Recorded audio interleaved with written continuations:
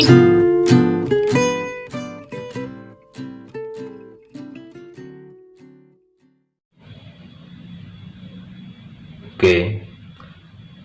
warisan yang pertama kali diberikan oleh kedua orang tua adalah sifat karakter kepribadiannya. Oke, itu disadari atau tidak disadari. Yang pasti pertama kali yang diwariskan oleh kedua orang tua terhadap anaknya adalah sifat karakter kepribadian dari kedua orang tua tersebut, ya. Anak adalah pewaris pertama dari kedua sifat karakter orang tuanya, dan seorang anak juga mewakili lukisan karakter jiwa kedua orang tuanya.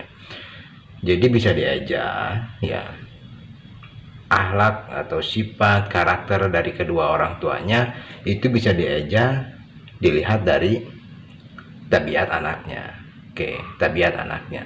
Sekalipun pengejaan ini tidak 100% benar, tapi setidaknya mendekati kesamaan, karena tadi ya, kesamaan lukisan jiwa sifat dari kedua orang tuanya. Oke.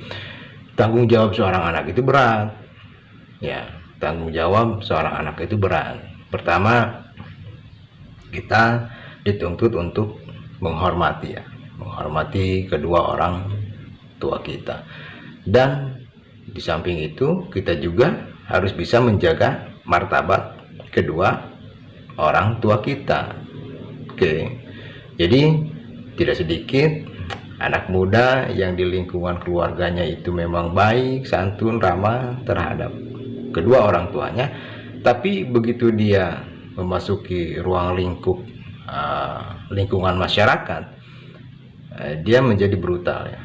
Bahasanya ngawur, bahasanya kasar, semaunya, sikapnya semaunya, ya.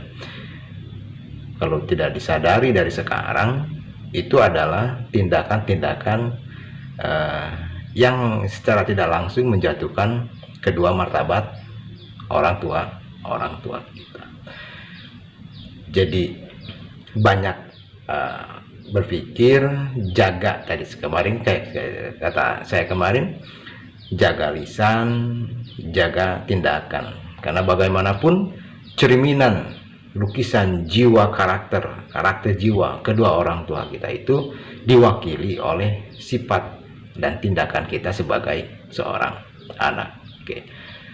Dari garis nasab darah ini begitu kental, ya, begitu kental sifat turunan. Oke, sifat turunan.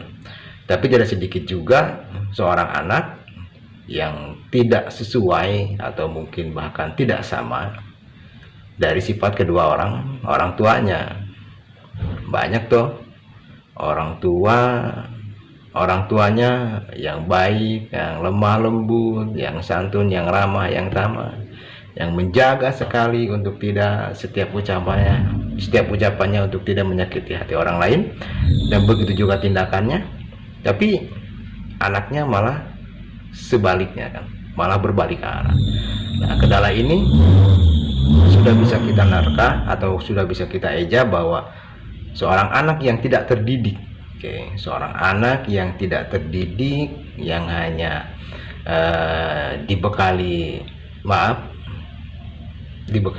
dengan kebutuhan sehari-hari seperti makan dan minum saja, tanpa didikan sosial, tanpa didikan formal dan agamanya, itu besar kemungkinan akan melenceng mewakili dari sikap kedua orang tuanya, ya. Jadi untuk jiwa-jiwa yang muda, coba kita banyak lagi tafakur, ya, banyak kita sungkem ke guru-guru kita, banyak kita menerima masukan.